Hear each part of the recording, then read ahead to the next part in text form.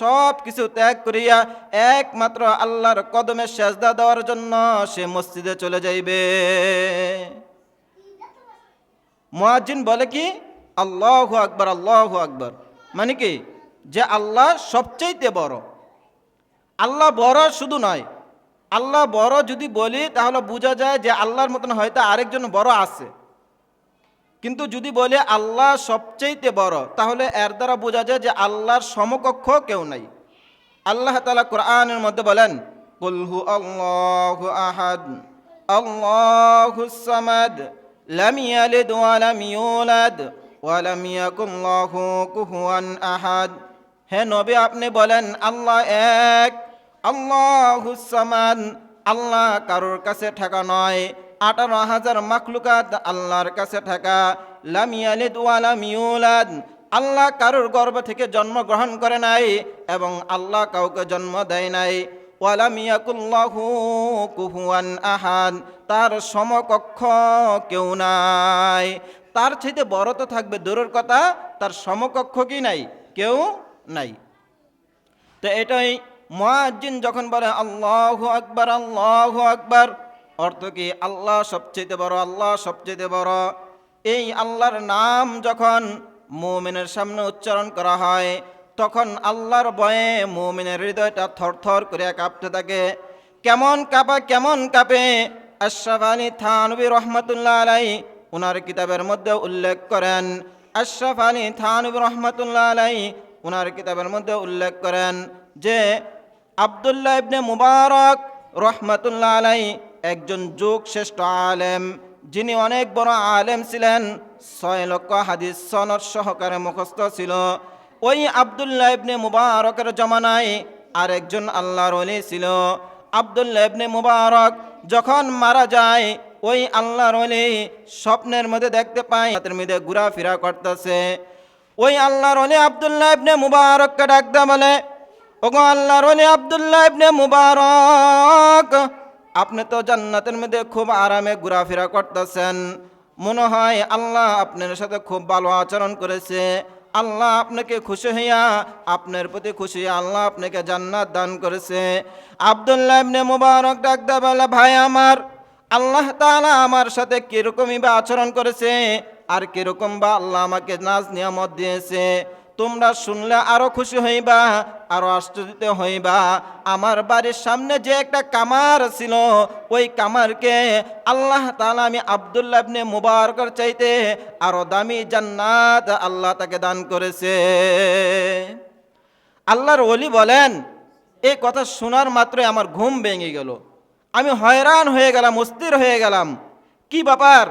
এত বড় যুগ শ্রেষ্ঠ আলেম আব্দুল্লাহ ইবনে মুবারক, যার চাইতে বড় আলেম ওই জমানায় ছিল না, এত বড় আলেমের চাইতে একজন কামার যে সারাদিন লোহা পিটায়, দাও খন্তি বানায়, তাকে নাকি ওই বড় আবেদ, বড় আলেমের চাইতে, আল্লাহর ওলির চাইতে নাকি তাকে বড় জান্নাত দান করছে।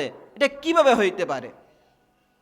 অনেকক্ষণ চিন্তা ভাবনা করার পর ওই আল্লাহর ওলি ভাবতেছেন, মনে হয় এই কামার কিছু গোপন আমল করছে, যেই গোপন আমলের কারণে আল্লাহ তাআলা তার প্রতি খুশি হইয়া জমানার শ্রেষ্ঠ আলেম, জমানার বিজ্ঞ আলেম আল্লাহর ওলি আব্দুল্লাহ ইবনে মুবারক চাইতে আল্লাহ তাআলা তাকে শ্রেষ্ঠ জান্নাত দান করছে। এখন সে আমলগুলোকে এটা খোঁজার জন্য সকালবেলা ওই আল্লাহর ওলি কি করলেন, ওই কামারের বাড়িতে চলে গেলেন। কামারের বাড়িতে গিয়ে ডাকতে বলতেছেন, ঘরে কেউ আছে কি? এমন সময় ওই কামারের ছেলেরা বের হয়ে আসে, বলে, কে আপনি? আপনাকে চিনলাম না, আপনি কেন আসছেন, কি কাজে আসছেন? আল্লাহর ওলি ডাকতে বলেন, বাবা, আমি উমুক এলাকার সন্তান, আমি তোমাদের বাড়িতে একটা কাজে এসেছি। তোমরা, তোমাদের পিতা কি কামার ছিল? ওই যুবকগুলো ডাকতে বলেন, হ্যাঁ, আমার পিতা কামার ছিল।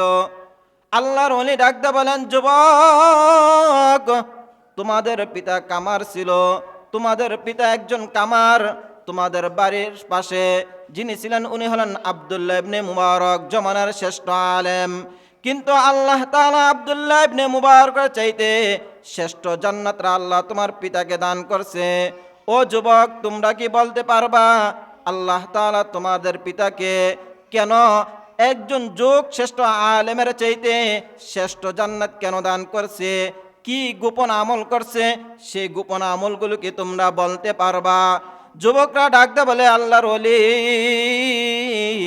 আমাদের পিতা এমন কি আমল করছে আমাদের জানা নাই, তবে আমাদের আম্মা জান থেকে আপনি জিজ্ঞাসা করে জানতে পারেন, হয়তো আম্মা জান জানতে পারে। এবার আল্লাহর ওলি যুবকদেরকে ডাকতে বলে, হে যুবক, তোমাদের মাকে পর্দার আড়ালে দাঁড় করায়া দাও। যখন তাদের মাকে পর্দার আড়ালে দাঁড় করে দেয়, আল্লাহর ওলি ডাকতে বলেন, মা আমার, তোমার কাছে আমি একটা জিনিস জানার জন্য আসছি। তোমার স্বামীকে এমন কোন গোপন আমল করছে যা দুনিয়ার কেউ জানে না, তুমি জানো? মহিলা বললেন, আমার স্বামীর গোপন আমল দিয়ে আপনি কি করতে চান, কেন বা জানতে চান, জানার বা কারণ কি? আল্লাহর ওলি ডাকতে বলেন, মা, আমাদের সমাজে আমাদের জমানার সবচেয়ে বড় আলেম হলো আব্দুল্লাহ ইবনে মুবারক, তার চাইতে বড় কোনো আলেম নাই। কিন্তু আমি আজকে স্বপ্নে যোগে দেখলাম আব্দুল্লাহ ইবনে মুবারকের চাইতে শ্রেষ্ঠ জান্নাতরা আল্লাহ তাআলা তোমার স্বামীকে দান করছে। তোমার স্বামী এমন কি আমল করছে যে আমলের কারণে একজন কামারকে একজন যোগ শ্রেষ্ঠ আলেমের চাইতে দামি জান্নাত দান করছে। সে আমলগুলো যদি তুমি বলতা তাহলে আমি উপকৃত হইতাম, উম্মতে মুহাম্মাদি উপকৃত হইত। মহিলা এবার চোখের পানিগুলো ছেড়ে দিয়ে বলে, আল্লাহর ওলি, আমার স্বামীকে আমি দুইটা আমল করতে দেখেছি, দুনিয়ার কেউ জানে না, আমি জানি। আমার স্বামী গোপনে দুইটা আমল করত। মা, তুমি তাড়াতাড়ি বলো আমলগুলোকে। ওই মহিলা ডাকদা বলতেছেন, গরমের বেলা আমার স্বামী আগুনের পাশে বসে বসে লোহা খুন্তি বানাইতে পারতো না, যার কারণে যখন রাত্র হয়ে যাইত, সূর্যের তাপ থাকতো না, তখন আমার স্বামী চুলার আগুন জেলে লোহাগুলোকে গরম করিয়া করিয়া দাও খুন্তি বানাইতেন। আর মাঝে মাঝে দেখতাম ওই আব্দুল্লাহ ইবনে মুবারকের ছাদের দিকে তাকাইয়া তাকাইয়া চোখের পানিগুলো ছাড়তেন, কারণ আব্দুল্লাহ ইবনে মুবারক গরমের কারণে রুমের মধ্যে নামাজ পড়তে পারতেন না, যার কারণে একটু শীতল হওয়ার জন্য, একটু ঠান্ডা হাওয়া পাওয়ার জন্য আব্দুল্লাহ ইবনে মুবারক ছাদের মধ্যে যায় নামাজ পড়িয়া সারা রাত্র আল্লাহ তাআলার ইবাদত বন্দেগীর মধ্যে কাটায় দিতেন। আর এদিক দিয়ে আমার স্বামী সারাটা রাত্র দাও খুন্তি বানানোর মধ্যে কাটায় দিতেন। কিন্তু আমার স্বামীকে মাঝে মাঝে দেখতাম গুনগুন করিয়া আল্লাহকে ডেকে বলতো, ওগো আল্লাহ, তোমার এই কেমন বিচার?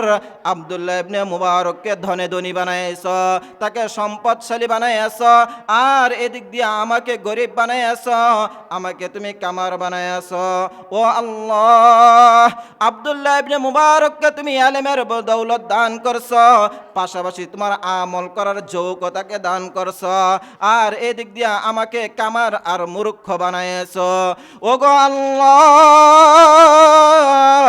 আমি যদি সম্পদ থাকতো আব্দুল্লাহ ইবনে মুবারকের মতো, যদি আমার অর্থ করে থাকতো আব্দুল্লাহ ইবনে মুবারকের মতো, যদি আমি একজন বড় আলেম হইতাম, তাহলে আমিও তোমাকে কথা দিতেছি, আব্দুল্লাহ ইবনে মুবারক যেরকম সারাটা রাত্র সেজদা দিয়ে কাটায়া দেয়, আমি কামারও পুরাটা রাত্র এক সেজদা দিয়ে কাটাইয়া দিতাম।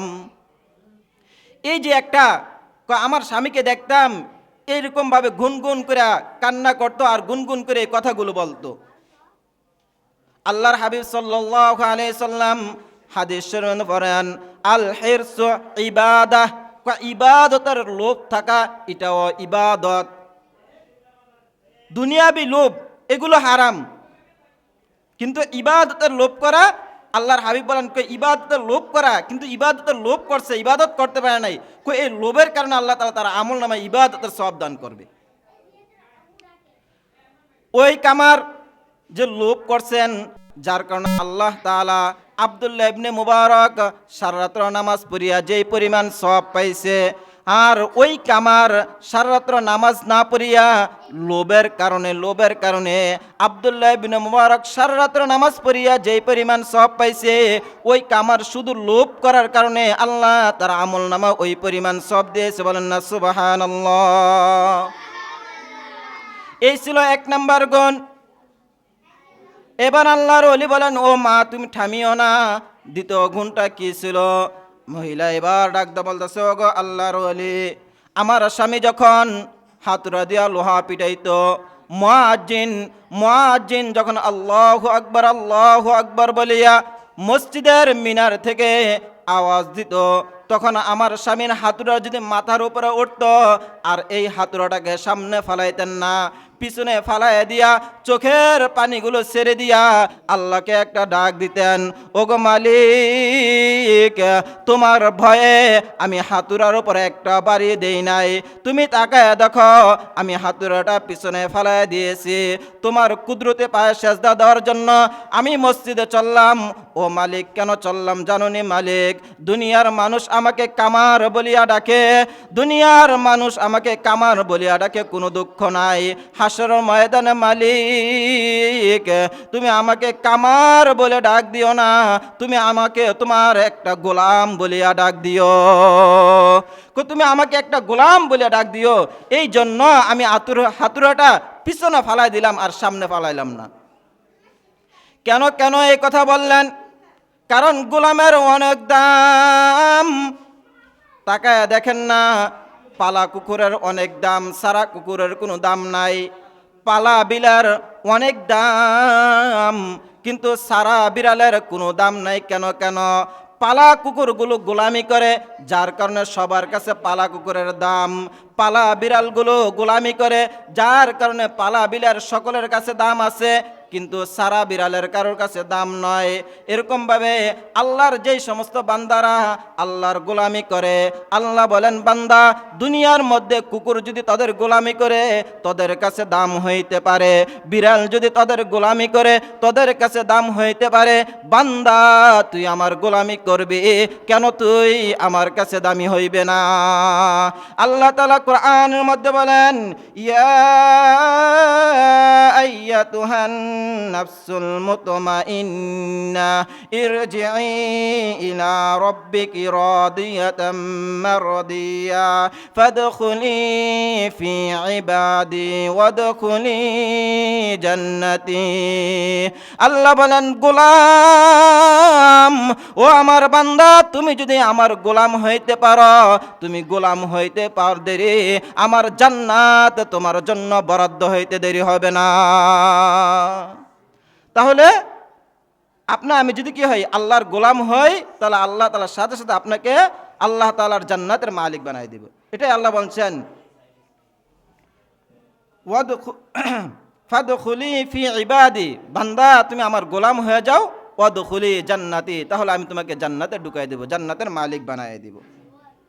তাহলে এক নাম্বার বলতেছিলাম, ইন্নামাল মুমিনুনা আল্লাযীনা ইযা যুকিরাল্লাহু ওয়াজিলাত কুলুবুহুম। যারা এক নাম্বার খাঁটি মুমিনের গুণ হলো যার ভিতরে আল্লাহর ভয় আছে, আল্লাহর ভয়ে যার হৃদয়টা থরথর করে কাঁপতে থাকে। আল্লাহ অন্য আয়াতের মধ্যে বলেন, সূরা আর রহমানের মধ্যে আল্লাহ তাআলা বলেন, ওয়ালিমান খাফা মাকামা রাব্বিহি জান্নাতান। আল্লাহ বলেন, বান্দা আমার, আমি আল্লাহকে যেই ভয় পাই, আমি আল্লাহ ওই বান্দার জন্য ডবল জান্নাতের ব্যবস্থা করে রাখছি।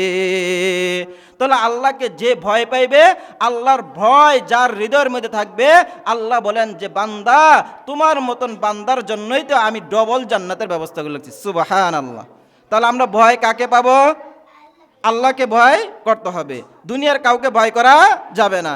আমরা যদি একমাত্র আল্লাহকে ভয় করি, আল্লাহ বলেন, বান্দা আমি তোর জন্য ডবল জান্নাতের ব্যবস্থা করে রাখছি। আল্লাহকে ভয় করার মতন তৌফিক দান করে সকলে বলেন আমিন। তাহলে এক নাম্বার গুণ কি? প্রকৃতপক্ষে আল্লাহ তাআলাকে ভয় করা। মুমিনের এক নাম্বার গুণ যে প্রকৃতপক্ষে কাকে ভয় করা? আল্লাহকে ভয় করা। দ্বিতীয় নাম্বার গুণ, আয়াতুহু যাদাতুহুম ঈমানা। দ্বিতীয় নাম্বার মুমিনের গুণ হলো, যখন মুমিনের সামনে কোরআন তেলাওয়াত করা হয়, মুমিনের হৃদয়টা আরো তরুতাজা হয়ে যায়। মুমিনের হৃদয় তো দূরের কথা, এই কোরআন যদি একজন কাফের বেঈমানের সামনে তেলাওয়াত করা হয়, তাহলে ওই কাফের আর মরা ইমানটা রূপান্তরিত হইয়া জিন্দা ইমানে রূপান্তরিত হয়ে যায়। সুবহানাল্লাহ।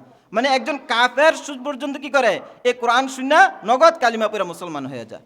আপনারা আমার নবী যখন ঘরের মধ্যে বসে বসে কোরআন তেলাওয়াত করতো, তো আপনারা আমার নবীর কোরআন তেলাওয়াত শোনার জন্য সমস্ত কাফের বেঈমানরা ঘরের চতুর্পাশে খুব মনোযোগ সহকারে কান পেতে পেতে আপনারা আমার নবীর কোরআন তেলাওয়াত শুনতো।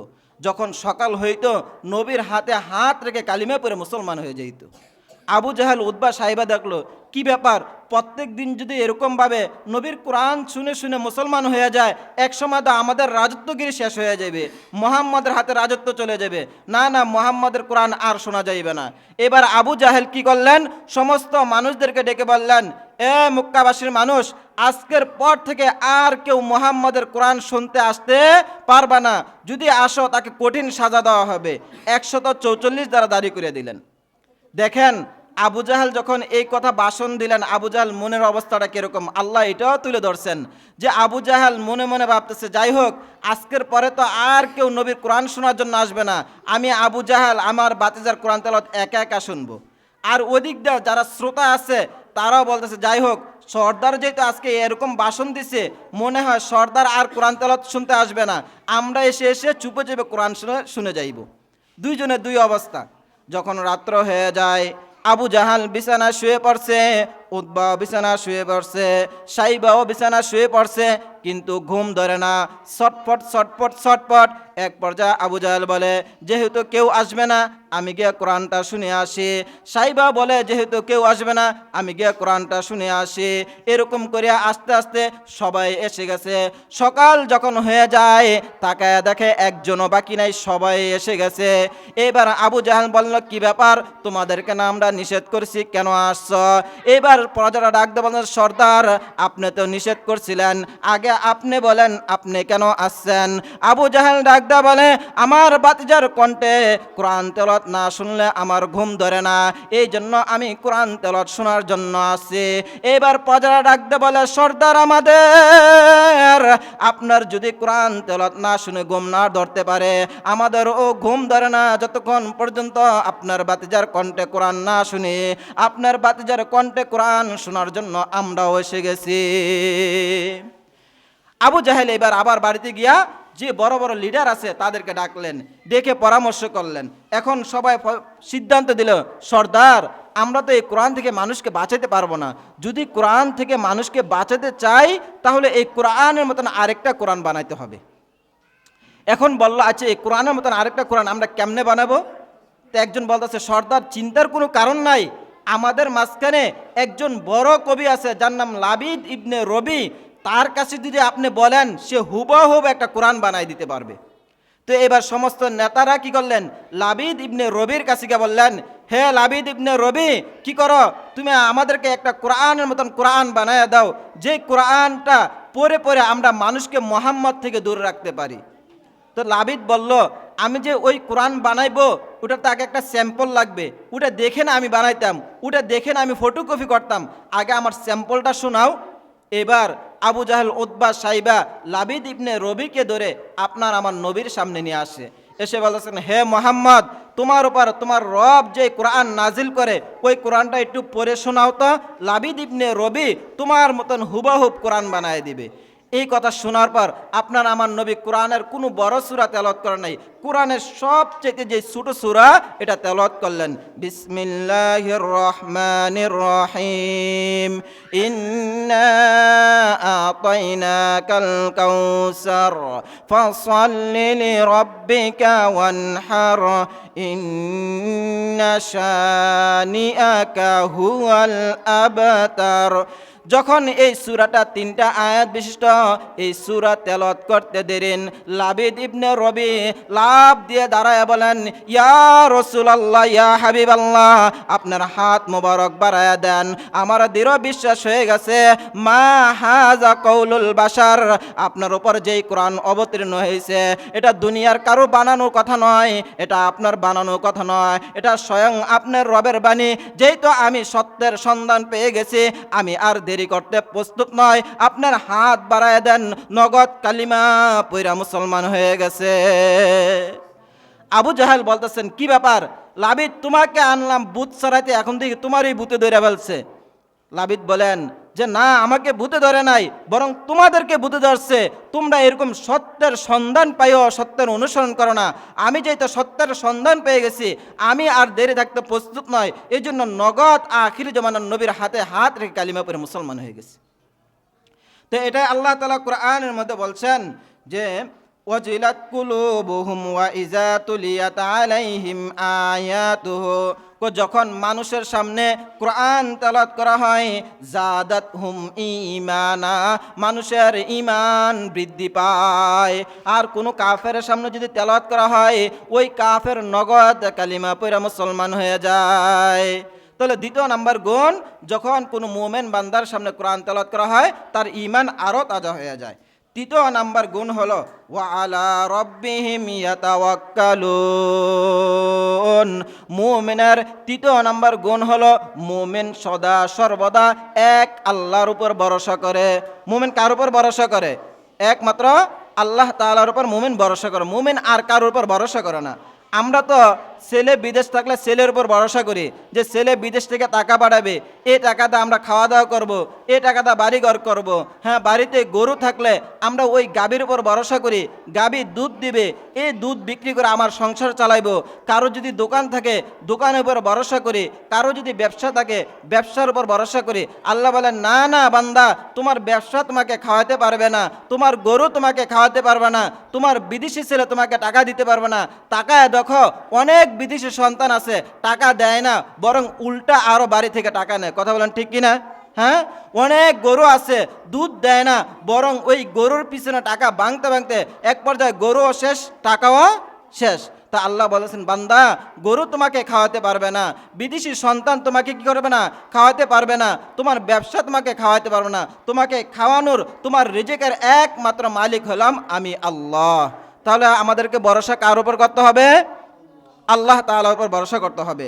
আল্লাহ তাআলা কোরআনের মধ্যে বলেন قال الله تعالى في كلامه المجيد ومن يتوكل على الله فهو حسبه, আল্লাহ বলেন যে ব্যক্তি আমি আল্লাহর উপর ভরসা করে, আমি আল্লাহ তার জন্য যথেষ্ট হয়ে যায়। সুবহানাল্লাহ। তাহলে আমাদেরকে কার উপর ভরসা করতে হবে? আল্লাহ তাআলার উপর ভরসা করতে হবে। এবার আসেন আল্লাহর উপর ভরসা করলে কি লাভ? হযরত দিনার মালিক ইবনে দিনার রহমাতুল্লাহ আলাই উনি বলেন, এই পিছিয়ে চুপ করে বস। মালিক ইবনে দিনার রহমাতুল্লাহ আলাই বলেন যে আমি হজের উদ্দেশ্যে বাইতুল্লাহ দিকে রওনা হয়েছি। পথিমধ্যে তাকায় দেখি একটি কাক দুইটি রুটি নিয়ে সে কোথায় জেনে যাইতেছে। দৃশ্যটা দেখে আমার হৃদয়ের মধ্যে একটা চোট লাগলো, কিরে কাক রুটি নিয়ে কোথায় যায়? তাই আমি কাকের পিছনে সন্ধান করতে করতে কাকের পিছনে আমি ছুটতে লাগলাম। কিছুক্ষণ যাওয়ার পর তাকায় দেখতেছি একটা জীর্ণশীর্ণ লোক, তার হাত পাগুলো বাঁধা, সে জঙ্গলার মধ্যে পড়ে আছে। কাক কি করলেন, তার ঠোঁটের উপরে বসিয়া তাকে ঠোকর দিয়া দিয়া দুটা রুটি খাওয়াইলেন। যখন দুইটা রুটি খাওয়ানো শেষ, কাক এবার উড়ে গেল। আমি ওই লোকটার কাছে গেলাম, গিয়ে তার হাত পায়ের বাঁধন খুলে তাকে জিজ্ঞাসা করলাম, ভাই আপনার এই দুরবস্থা কেন? মালিক ইবনে দিনার বলেন যে আমি যখন এই কথা বললাম, এই কথা বলার পর ওই লোকটা বলতেছেন যে মালিক ইবনে দিনার, আমিও হজ করার জন্য রওনা হয়েছি। এই পিচ্চিরা সবাই এদিকে মনোযোগী হই। মালিক ইবনে দিনার বলেন যে আমি তাকে জিজ্ঞাসা করলাম, ভাই আপনার এই অবস্থা কেন, এই করুণ অবস্থা কেন? সে লোক বলতেছে, ভাই আমি হজ করার জন্য রওনা হয়েছিলাম, পথিমধ্যে ডাকাতের দল ধরে আমার সমস্ত আসবাবপত্র নিয়ে যায়, আমার হাত পা বেঁধে জংলায় ফালায় রাখে। এখন আমি কি করব? আমাকে উপকার করার মতন, সাহায্য করার মতো আমি কাউকে পাই নাই। শেষ পর্যন্ত আমি আল্লাহর উপর ভরসা করিয়া আল্লাহর উপর দোয়া করতে লাগলাম যে আল্লাহ আপনি তো একমাত্র আমাকে বাঁচানোর মালিক, আপনি যদি না বাঁচান আমাকে কেউ বাঁচাতে পারবে না। আপনার উপর আমার পূর্ণ আস্থা আছে, আশা করি আপনি আমাকে যে কোনো মূল্যে আপনি আমাকে বাঁচাইয়া দিবেন। আল্লাহর উপর এই আস্থা রেখে ভরসা রেখে আমি একদিন দোয়া করলাম, 2 দিন দোয়া করলাম, 3 দিন দোয়া করলাম, 4 দিন দোয়া করলাম। 6ষ্ঠ দিন থেকে আল্লাহ তাআলা আমার জন্য এই কাককে বরাদ্দ করে দিলেন। এই কাক আজকে 1 সপ্তাহ যাবৎ প্রত্যেক দিন আমাকে 2টা করে রুটি এনে খাওয়ায় নিয়ে যায়। বলেন না সুবহানাল্লাহ, যে একটা কাক মানুষকে রুটি খাওয়ায়। আব্দুল্লাহ ইবনে দিনার বলেন যে আমি এই লোকের হাত পার বাঁধনগুলো খুলিয়া তাকে আমার সফর সঙ্গী বানাইয়া সামনে রওনা হইলাম। কিছু দূর যাওয়ার পর দোনোজনের এত পানি পিপাসা লাগলো, এখন দোনোজনে অস্থির হয়ে গেছি। অস্থির হয়ে দোনোজন পাগলের মতন পানির কুয়া কোথায় আছে, কোথায় পানি আছে, পানির সন্ধান খুঁজতে লাগলাম।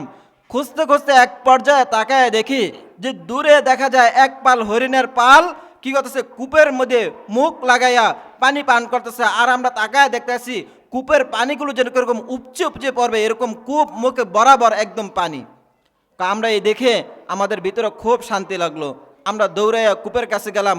যখন হরিণগুলো আমাদের পায়ের আওয়াজ শুনতে পাইল, মুহূর্তের মধ্যে হরিণগুলো কূপ ছেড়ে অন্য কোথাও চলে গেল।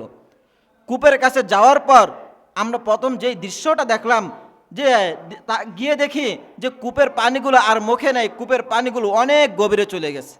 পানির পিপাসা, দেরি করলাম না, বালতি আর রশি ফালাইয়া কূপ থেকে পানি তুললাম, তুলে তৃপ্তি সহকারে পান করলাম।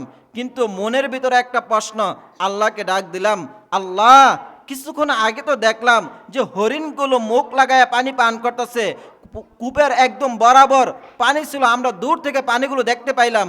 কিন্তু যেই মাত্র আমরা কূপের কাছে আসলাম, পানিগুলো নিচে চলে গেল, আমরা বালতি রশি লাগায় পানি উঠাতে হলো।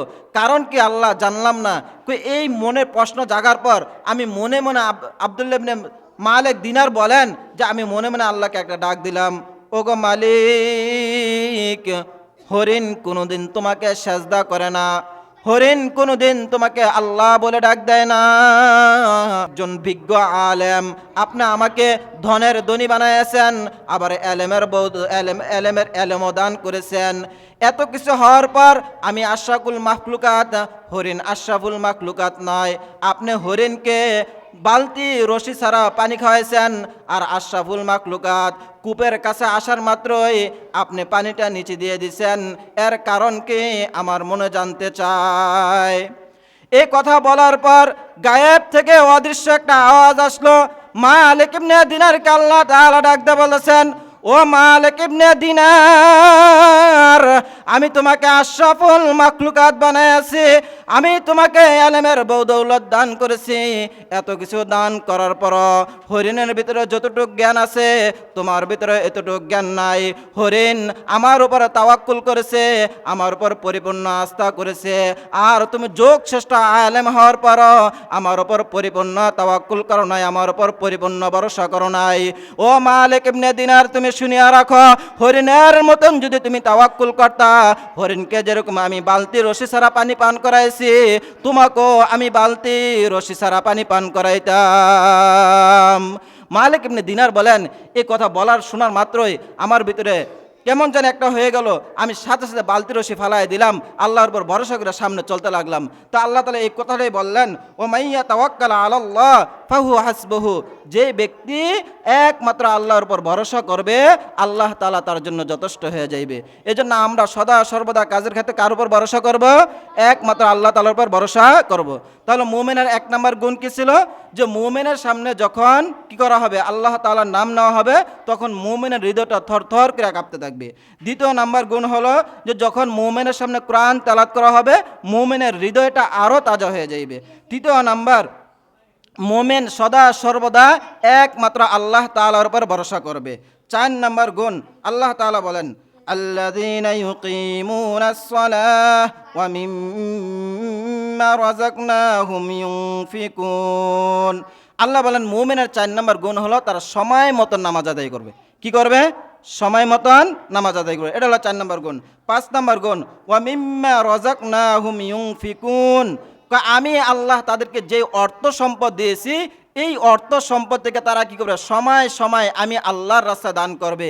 সমাজের যত অভাব আছে, অভাব দুঃখীদের মাঝে কি করবে? অর্থ বিলিয়ে দিবে।